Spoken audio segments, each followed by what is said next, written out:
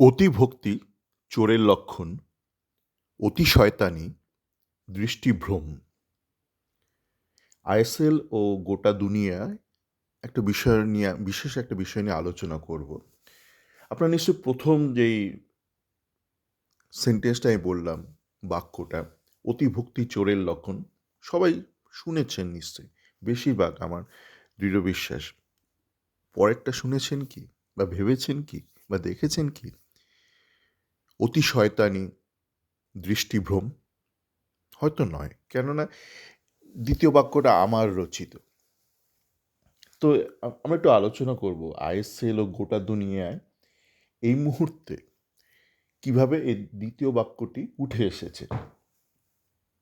তো ঘটনা হচ্ছে যে শুক্রবার দিন সন্ধ্যেবেলা আমার এক ছোটবেলার ভালো বন্ধু, ও বহু বছর হলো ইউএসএতে থাকে, আমার ফোন করলে অনেক গল্প হয়। তো প্রথমে রাজনীতি নিয়ে আলোচনা শুরু হলো। ও ভীষণই চিন্তিত ওদের দেশে যে সব ঘটনা ঘটছে এই মুহূর্তে। তো তখন ওর সঙ্গে গল্প করতে করতে এই বিষয়টি নিয়ে চলে এলাম আমি দ্বিতীয় বাক্যে, অতি শয়তানি দৃষ্টিভ্রম। যেটা আপনার আইএসএলের ক্ষেত্রেও দেখবেন, বা আজকালকার দিনে দাঁড়িয়ে 2026-এ দাঁড়িয়ে আপনার পৃথিবীর বিভিন্ন প্রান্তে দেখতে পারবেন। এটা কিন্তু কোনো একটি দেশে বা কোনো একটি ব্যবস্থার মধ্যে ঘটছে না, মানে রাজনীতির মধ্যে না, আইএসএলের মধ্যেও রয়েছে। যেমন আইএসএলের মধ্যে একটা উদাহরণ দিই, যেমন মোহনবাগান ইরানে খেলতে গেল না, ঠিক আছে, মোহনবাগান ইরানে খেলতে গেল না, কিন্তু সেখানে দেখবেন মোহনবাগান সুপার জায়েন্টের যে সিইও, সেই ব্যক্তিটি নিজেকে সামনে নিয়ে চলে এলেন, এটা সেটা অনেক কিছু দাবি দেওয়া শুরু করলেন। মোহনবাগানের ফ্যান ক্লাবরা তার বিরুদ্ধে এটা সেটা বলতে শুরু করলো, স্লোগানিং করতে শুরু করলো, গালমন্দ করতে শুরু করলো। মানে কি, ইনি ভিলেন, এনাকে সরিয়ে দেওয়া হোক, অতি শয়তানি হচ্ছে, তাই তো মনে করার চেষ্টা করুন। তাকে খুব গালমন্দ করা শুরু হলো।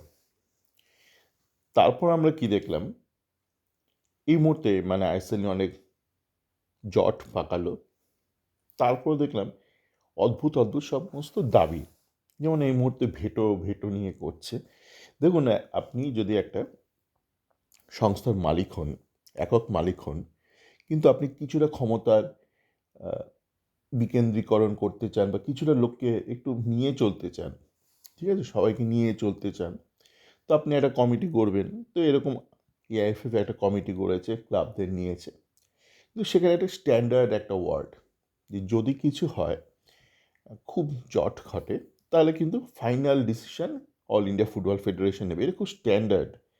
আপনি যে কোথাও মিউচুয়াল ফান্ডে টাকা রাখবেন, কোথাও এই ছোটো করে লেখা থাকে যদি কিছু হয় তো তার দায় ফায় কিন্তু সেই সংস্থা নেবে না।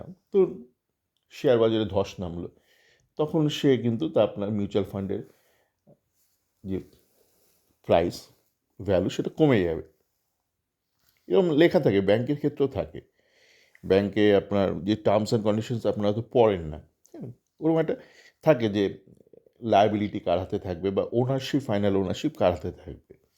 তো এটা খুব স্ট্যান্ডার্ড একটা বক্তব্য, যে সেরকম কিছু হলে ফাইনাল ডিসিশন আমরা নেব, যেটাকে ভেটো বলা হয়। সেইটা নিয়েও দেখবেন কিছু কিছু ক্লাব হঠাৎ করে খুব বদমাইশি শুরু করেছে, বা আমরা এখন দেখছি যে এসআইআর প্রক্রিয়া যে হচ্ছে বাংলায়, বাংলার মানুষ খুব ক্ষুব্ধ। মানে আমার পরিচিত অনেকেই আছে যাদেরকে হিয়ারিংয়ে ডাকা হয়েছে, তারা খুব ক্ষুব্ধ যে কেন ডাকা হয়েছে। মানে খুব ব্যাপারটা অবভিয়াস যে এ ভিলেন, এ শয়তানি করছে আমার সঙ্গে, মানে বিভিন্ন বিষয়ে আমি বলছি, এ শয়তান। এখন আপনারা তো পুরোনোটা তো জানেন, অতিভক্তি চোরের লক্ষণ। কিন্তু যেটা হয়, মানুষ তো খুব ইভলভ করে, এভলিউশন হয় মানুষের। অন্য জীবজন্তু কিন্তু অতটা ঘটে না। ধরুন, আজ থেকে 200 বছর আগে একটা বাঘ যেভাবে শিকার করতো, আজকের দিনে দাঁড়িয়ে বাঘটা মোটামুটি একই টেকনিকে শিকার করে। খুব নলেজের হেরফের তার ঘটেনি 200 বছরে, এভলিউশন খুব একটা ঘটেনি। সুন্দরবনের বাঘ 200 বছর আগে যেভাবে শিকার করতো, এখন হয়তো কিছুটা বদলেছে, খুব বেশি বদলায়নি। কিন্তু আজ থেকে 200 বছর আগে মানুষ যেইভাবে যুদ্ধ করতো, আজকের দিনে সেইভাবে যুদ্ধ করে না। 200 বছর আগে যেভাবে মানুষ পাবলিককে সামলাতো আজকের দিনে সেটা সামলায় না। মানুষ ইন্টেলেকচুয়াল জাত, বাঙালিদের মধ্যে একটু বেশি, মানে ভালোভাবেই বললাম। তো আপনারা এই যে ইতিহাসে বিভিন্ন মানুষকে আপনারা ভিলেন হিসেবে জানেন, হিটলার থেকে শুরু করে রাবণ, বিভিন্ন মানুষকে আপনারা ভিলেন হিসেবে জানেন। কিন্তু আপনার ইতিহাসে আরও একটা বাক্য বা প্রবাদ আপনারা জানেন যে history is written by winners. মানে একটা যুদ্ধ যখন হয়, কেউ তো জেতে কেউ হারে। জেতা হারটা কিন্তু ধর্মযুদ্ধের উপর নির্ভর করে না, যে আমাদের রামায়ণ মহাভারত বলা হয়, ওটা ইটস এ লিটারেচার, ঠিক আছে। কিন্তু প্র্যাকটিক্যালি যুদ্ধে কে জিতবে কে হারবে সেটা নির্ভর করে কার কত সামরিক শক্তি, কত মেধা, বিভিন্ন মিলিটারি ফ্যাক্টরস থাকে। সেখানে কে ঠিক কে ভুল এরকম কোনো ফ্যাক্টর কাজ করে না। কিন্তু যেটা ঘটে, যুদ্ধে এক পক্ষ জেতে সাধারণত, তো যেই পক্ষ জেতে সে তার মতন করে পুরো ন্যারেটিভটা লেখে যে আমরা ভালো মানুষ ছিলাম, আমরা পাণ্ডব ছিলাম, কি আমি রাম ছিলাম, অপর পক্ষ কৌরব, কি অপর পক্ষ রাবণ। তো এইটা তো হলো history is written by winners. কিন্তু যারা পরাজিত হয় যুদ্ধে, রাবণ থেকে শুরু করে হিটলার থেকে শুরু করে যে কোনো যারা যারা পরাজিত হয়েছে মানব সভ্যতার ইতিহাসে, আপনি আর কাউকে দেখেছেন সে নিজে বলছে আমি ভিলেন?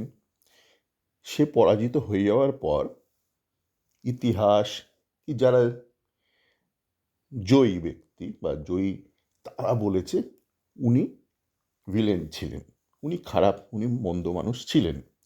যেমন ধরুন, যদি ধরুন ওয়ার্ল্ড ওয়ার 2 এর ফলাফলটা অন্যরকম হতো, তখন যারা জয়ী হয়েছে তারা বলতো এই যুদ্ধে যত না মানুষ মরেছে তার থেকে অনেক বেশি মানুষ মরেছে বাংলায়, বঙ্গদেশে মরেছে, যে গ্রেট বেঙ্গল ফেমিন কেন ঘটেছিল?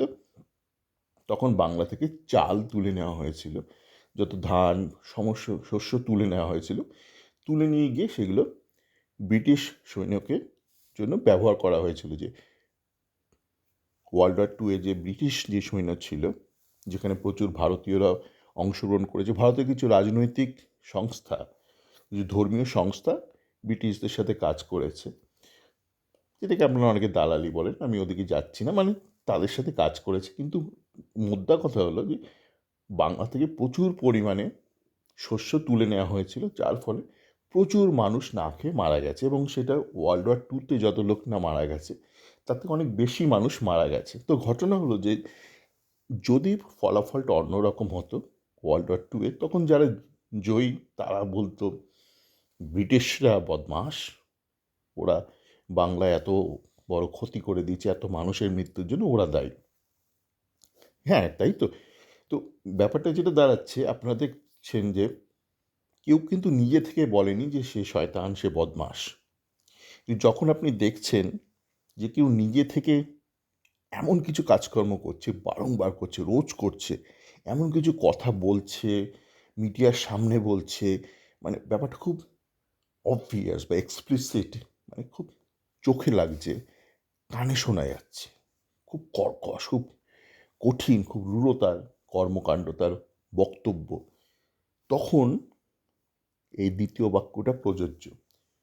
অতি শয়তানি, দৃষ্টিভ্রম, মানে তখন কি করা হচ্ছে, আপনারা তো একটা উদাহরণ দিই, আপনারা দেখবেন যে বিভিন্ন সিনেমাতে থাকে একটা গ্রুপ পালাচ্ছে আর একটা গ্রুপ তাকে তাড়া করছে।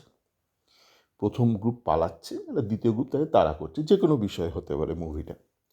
তো তখন দেখবেন যে প্রথম গ্রুপ যারা পালাচ্ছে তাদের মধ্যে একজন বলে বা একজন দুজন বলে আমরা এখানে ওয়েট করছি, তোমরা এগিয়ে যাও, আমরা এখান থেকে পাল্টা গোলাগুলি করব, ডিলে ট্যাকটিক করবো, আমরা ডিলে করব, তোমরা এগিয়ে যাও, তোমরা এগিয়ে যেতে থাকো, আমরা এখানে থেকে ব্ল্যাঙ্ক ফায়ারিং করবো, তারপর আমরা চেষ্টা করবো, আমরা ম্যানেজ করে নেব, কিন্তু তোমরা এগিয়ে যাও।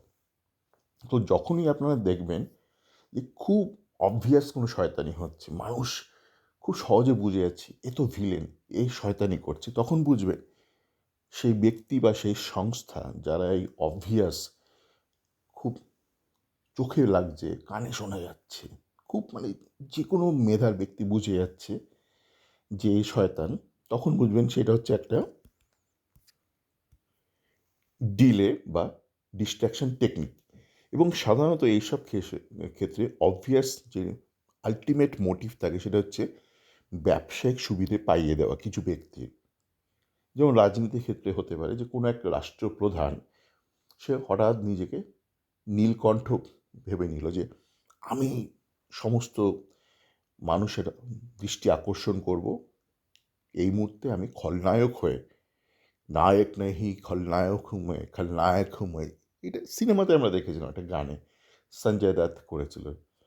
হ্যাঁ, নায়ক নেহি।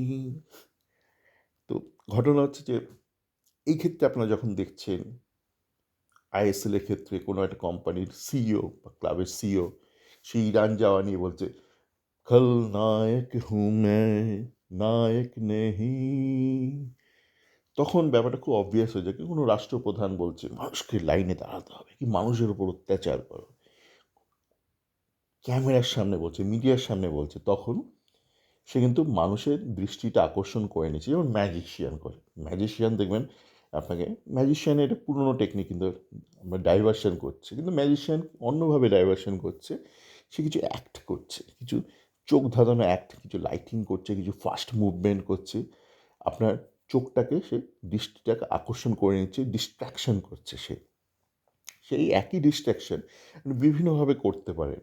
আপনি হঠাৎ করে ঠিক করতে পারেন ঠিক আছে, ঠিক আছে, ঠিক আছে, আমি ভিলেন সাজবো, আমি কিছুদিন, কিছু মাস, কিছু সপ্তাহ এখন ভিলেন সাজবো, আমি রোজ কিছু না কিছু কাণ্ড কারখানা করব, রোজ কিছু না কিছু বিবৃতি দেব, যাতে করে মানুষ বিভ্রান্ত হয়। আর এই ফাঁকে কিছু ব্যবসায়ীরা কিছু সুবিধা নিয়ে চলে যাবে। সেটি, আবারও বলছি, এটা সমাজের বিভিন্ন ক্ষেত্রে আইএসএলে হোক বা রাজনীতিতে বিভিন্ন দেশে কিন্তু এটা প্রযোজ্য। এই টেকনিকের কথাটা আমরা বলছি, আমরা কোনো বিশেষ উদাহরণের যাচ্ছি না, এই টেকনিকটার কথা বলছি যে অতি অতি শয়তানি দৃষ্টিভ্রম।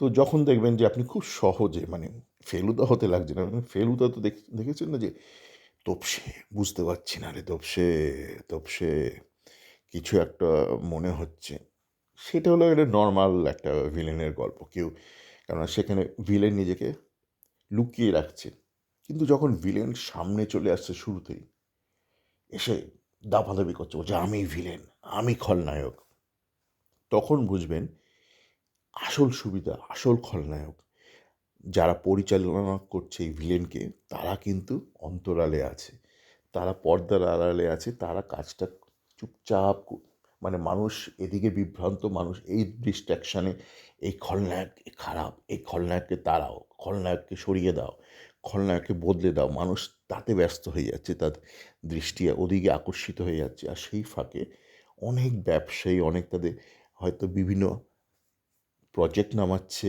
বিভিন্ন আইনকানুন পাস হয়ে যাচ্ছে, বিভিন্ন কাজকর্ম হয়ে যাচ্ছে। তো আমি আর খুব বেশি বিশদে যাব না। আপনারা যদি ব্যাপারটা যদি একদমই নতুন, আপনারা যারা মেধাবী, খুব বুদ্ধিমান, তাদের কাছেও নিশ্চয়ই ব্যাপারটা, অনেকের কাছেই ব্যাপারটা নতুন। আপনারা ব্যাপারটা নিয়ে একটু ভাবুন। জীবনের প্রত্যেকটা ক্ষেত্রে আপনারা ভাবতে পারবেন যে অতি শয়তানি দৃষ্টিভ্রম। সকলে ভালো থাকবেন।